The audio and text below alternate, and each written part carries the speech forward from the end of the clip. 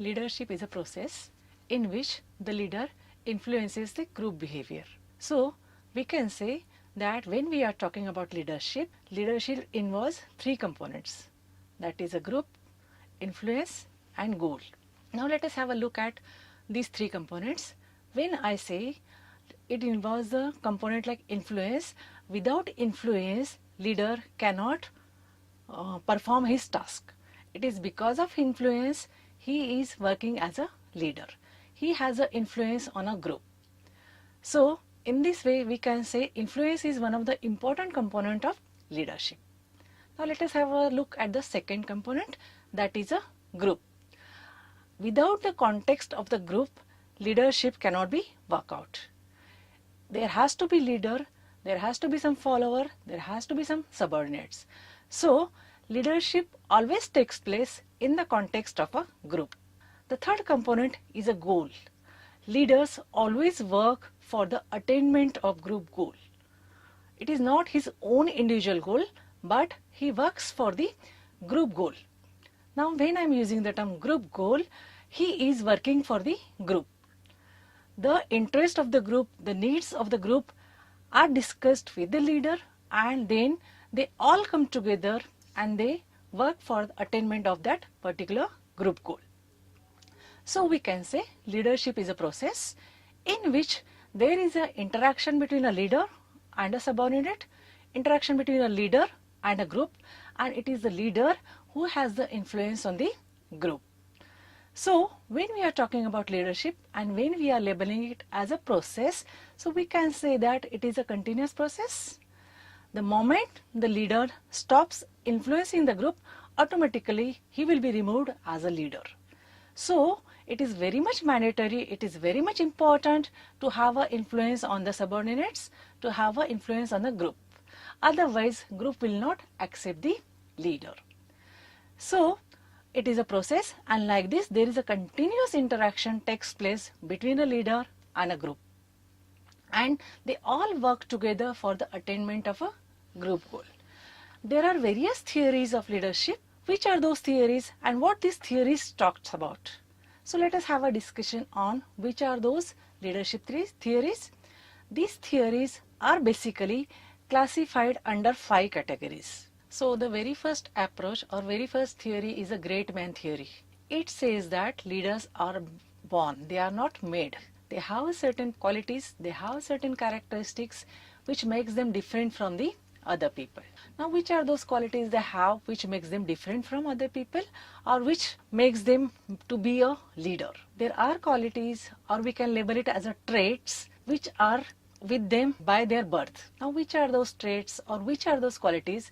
Like their influential personality, it can be their intelligence, it can be their persuasiveness, or it can be their convincing power. And these qualities are with the person when the person gets birth. There are some children who are very courageous, there are some children who are very intelligent by birth only, and then because of this quality they become a leader in future. So because of these particular traits, because of these qualities, they become different from the other people, and they can easily convince others, they can easily influence other people. And because of the boon of these qualities, we can say they can become a leader in future. So according to great man theory, they possess those qualities, they possess those characteristics with them, and which will help them to be a leader and which will help them to influence the group. We can give the examples of Mahatma Gandhi, Napoleon, or Anna Hazare. These are the persons who has those particular unique qualities in them, and because of these unique qualities they become the leader, and they can easily give direction to the group. Say for example Mahatma Gandhi, he has the qualities of honesty, truthfulness, etc., and which has a strong influence on the people. That is why the people of India could follow Mahatma Gandhi. Let us consider in the today's context, we can give the example of Anna Hazare. He has a good communication skill. He can easily influence the people because of his persuasiveness. So we can say with the boon of or with the advantage of these qualities, he can influence the group member. So what great man theory says, some people have certain characteristics, have certain qualities which will make them a leader. Because of those qualities, because of those characteristics, they can easily influence the people. Now, it is something unique with them. It is not possible to have these qualities among majority of the people. There will be very few exceptional cases which have those characteristics or which have those qualities. So can we say that if the person doesn't have those qualities, he cannot be a leader? Of course not.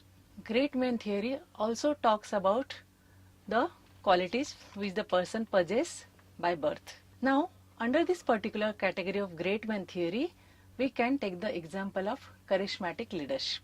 Now, from the name itself, Karishma is the word which is a Hindi word which means we have an influence on others. How we can influence others. So, charismatic leaders are those leaders who can easily influence other people. Maybe because of their personality, maybe because of their communication skill, maybe because of their intelligence, they have an influence on the group. And charismatic leaders are the visionaries. They can always think of what is going to happen ahead, and they can tell the people what should be done to avoid this particular situation. So, who are the charismatic leaders? Charismatic leaders are the one who has self-confidence, who has courage, who has a good personality. And because of virtue of these particular qualities, they become the leader. Now again, when we are talking about charismatic leadership, which comes under the great man theory, the person possesses these things by birth. Now again, under this particular category, we can take the same example like Mahatma Gandhi or Anna Hazare. Because of virtue of their certain characteristics, like when we are talking about Mahatma Gandhi, we can say the qualities like honesty, truthfulness, simplicity, these are the some unique qualities, and because of him, he can influence the person. When we are talking about Anna Hazare, he is a good orator. He has a good communication. He has a courage. He can go against the status quo. So, because of these qualities, he can influence the group. So, we can take the example of Anna Hazare, wherein he fought about the corruption happening in India. So, when we are talking about these particular characteristics of the person which make them different from the other people, we can say they are the charismatic leaders. Now, this particular charismatic leadership again have three different leadership styles. Which are those? Let us have a look at those particular charismatic leadership styles. Now, under this particular category of charismatic leadership, we can subdivide into three more types of leadership under that particular category. The very first is envisioning. Now, from the name itself, we can make out that the charismatic leaders are the one who can visualize what will happen in the future. They are the great visionaries.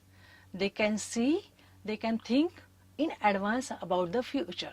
So, there is one style is envisioning. Second one is energizing. We can say that charismatic leaders have a lot of energy. They, because of their energizing nature, they can fight against the mob. They can fight against the people. They can convince other people to listen them because they can easily direct the group. They can convince the group for attainment of the group goal. And the third category is enabling. Enabling talks about that these leaders are the one who are very proactive. They always take the initiation for working betterment of the society. They will fight for the betterment of the society. So in this way, these charismatic leaders are energizing, they are enabling, and then are envisioning. So we can say there are three subtypes of charismatic leadership style, and that is envisionary, energizing, and enabling. So just now we saw, or we have discussed, how this particular great man theory talks about the characteristics or qualities of the person, and because of this uniqueness of the qualities, how the person becomes the leader. The second type of leadership theory is a trait theory. Now, this trait theory is not the one who are believing in having inborn qualities, because many of the majority of the people may not possess those qualities which we have seen in Great One theory. There are very few exceptional cases which has those qualities. So does it mean that they are not going to be a good leader? Of course not. They can also be a good leader. So what trait approach says? Trait approach says that these qualities can be acquired, these qualities can be developed. Now, the qualities like communication skill, though the person is not a good orator, but through practice he can be a good orator. Though the person does not have a good personality, but even the personality of the person can be developed over a period of time. So what trait approach says that it is not necessary that the person should possess the inborn quality which is very much required to be a leader, but these qualities can be developed by training. We can develop certain qualities among the people, and because of this attainment of those qualities, he can be a good leader. So we can say that trait approach does not believing in possessing the qualities which are very much required for the leader, but rather it says that these qualities can be developed among the person, and he can also be a good leader after getting the training or after developing his or her own personality. So trait approach does not believe in having inborn qualities in a leader, but rather it says that the person can develop those particular qualities which are very much required in a leader. Now let us have a look at what are those traits which are required to be a effective or a good leader. Now let us have a look at these particular traits which the person can possess by training or which the person can develop, like job related knowledge. Once being in a job, person can acquire the knowledge which is very much important for performing that particular job, and as much as the knowledge the person acquires, that will help him to be a leader in future. So job related knowledge is one of the trait which should be very much necessary for a leader. If the leader himself doesn't know about his particular task or his particular job, he cannot be a good leader. Second trait we can say is ambition and energy. The person needs to be ambitious to be a effective leader. If the person is not ambitious and just he is doing the task because people are forcing him to do that particular task, then he cannot be a effective leader. He should be honest. So honesty is very much important to be a effective leader. If the person is not honest with the group, definitely after some time group will not accept him as a leader. So honesty is very much important trait we can say, which is very much important for a leader. Sincerity. One has to be sincere. When you have taken the responsibility of leading the group, you have to be sincere, you have to be committed for that particular work, because people have the faith in you. They are looking you at their active person who will be leading them, who will be directing them. So one has to be committed, one has to be sincere for being a good leader. One more quality which is very much required for the person is integrity. Now integrity is a combination of various qualities among a person. The person has to be stable, there should be holistic development of the person, all round development of the person, and the other quality which is very much important for a leader is he should be a good decision maker. Now what do you mean by good decision maker? As and when he should be in a position to take a decision when it is required.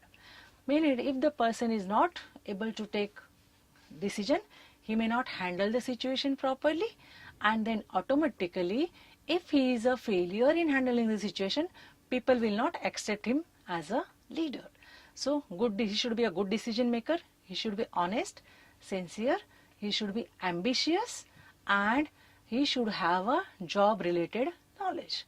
Whatever task, whatever job he is doing, he should have a thorough knowledge of that. So these are some of the traits which we can train the people, which we can teach the people.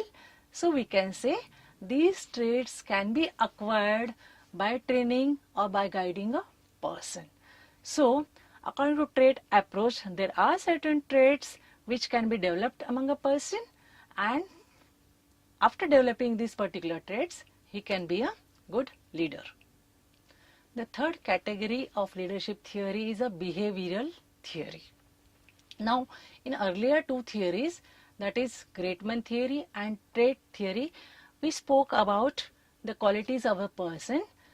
According to Greatman theory, the person possesses those qualities by birth, and according to trait theories, these qualities can be developed among a person over a period of time. Now, the third category of leadership theory is the behavioral theory. It talks about the action of the leader, the behavior of the leader. So what does this theory says? It says that it is not the trait, it is not the characteristics or a quality which will make him a good leader, but it is the behavior of the leader which will be deciding whether he is a good leader or not. Now, when we are talking about behavior of the leader, we mean to say how he is acting in the society, what kind of activity he is doing, what he is doing for the society. So through his action, we are judging a person, and then we are deciding whether the person can be a good leader or not.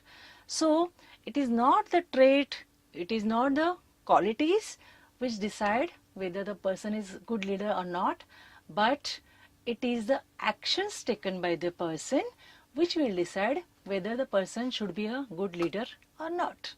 Now, there are many people who work for the betterment of the society, and these things they don't do because they want to be a leader. These things they do it just for the benefit of the society, and society observes what are the things the person is doing, and then automatically they decide to make him a leader. They will initiate that particular person to be a leader. So it is the actions performed by the person who is deciding whether the person will be a leader or not. So according to behavioral approach, it is the behavior of the person, it is the action of the person which will decide whether the person is a leader or not. If he is doing better work for the society, if he is doing some kind of good work, or it is doing some welfare kind of work for the society, then society will accept him as their leader, and they will automatically following that particular person. So it is the action which decides the behavior of the person, and it is because of his behavior he can be a leader. So behavioral approach talks about the action of the person, not the characteristics or not the traits of the person. So according to behavioral approach, we can say that it is a behavior action of the person which will decide what kind of leader he is. Now, when we are talking about action or behavior of the person, again we are talking about how he is dealing with the group, how he is interacting with the person, how he is behaving with the group or a person to whom he is a leader. Now, when we are talking about these particular actions performed by the person, sometimes the person can be very autocratic. He always wants the group should listen whatever he says. So that time we can label him as an autocratic leader. Some persons are very lenient. They will include all the followers in decision making process.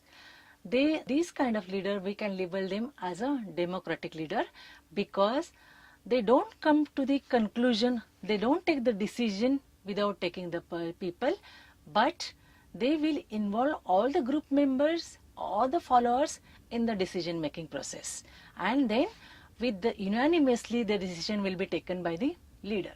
So we can say by the observing this kind of action of a person, we can label them as a democratic leader. The third category we can say is laissez-faire, wherein everybody is free to do their work, everybody is free to decide their own goals, and everybody will work hard for attainment of that particular goal. So when that leader is providing a lot of freedom to the followers, lot of freedom to the group members, then he can be labeled as a laissez-faire leader, because everybody is considered responsible, and because everybody is responsible, everybody is capable of taking the decision. So leaders have a faith in the followers, leaders have faith in the group members, and he gives freedom, he assigns the responsibilities, and everybody is enjoying that particular job. So this kind of leadership we can label it as a laissez-faire leadership. So what kind of behavior, what kind of action the leader projects, that will decide whether he is an autocratic leader, whether he is a democratic leader, or whether he is a laissez-faire leader. So we can say that under this particular category classification of behavioral approach, there can be three styles: democratic leadership style, autocratic leadership style, and laissez-faire leadership style. This theory has its roots in social psychology. It says that both leader and follower affect each other's behavior. There is a dynamic relationship between leader and a follower. Let us take an example of a principal and a teacher. Principal is a leader and teachers are the follower. So the actions of the principal will have an influence on the followers who are the teachers, and the actions done by the teachers will have an influence on principal who is a leader. So they have a dynamic interaction, they have a dynamic relationship among them. So both has influence on each other. Say for example, if the principal is too much autocratic, it will have an influence on the teacher. Teacher may not accept that principal as their leader, and after some time they will not listen to the principal, because nobody likes coercion, nobody likes to make misuse of power. So the person has the influence, the leader has the influence on follower. Both teacher and principal share dynamic relationship. If the principal is lenient, if the principal is democratic, then definitely followers will follow him. Definitely the teachers will follow the principal, and the tasks will be performed in a very much better way. So as the principal influence the behavior of the teacher, same way vice versa, the teachers can have an influence on principal. Say for example, if the teachers are lazy, they are not showing any interest in any kind of task, then the principal has to be autocratic. Then the principal has to make use of power to make the people work, to make the teacher work. So teacher's behavior also has the influence on leadership style of the principal. So we can say that both influence each other. Leader has the influence on follower, same way followers has the influence on leader. We can say one more example. If the teachers are committed, they are putting lot of efforts in day-to-day functioning of the school, so naturally those particular teachers will be liked by the principal and more responsibilities will be given to them. So in this way, leader's leadership style has the influence on the teachers. The teachers who are doing lot of effort, who are committed, who are sincere, will get the advantage of sharing the resources from the principal. Now, what kind of resources the teacher can share with the principal? If the teachers are committed, if the teachers are hardworking, if the teachers are sincere, then those teachers will get the advantage of knowing confidential information. Then these teachers will get the advantage of their promotion. In this way, teachers' behavior and leaders' behavior both influence each other.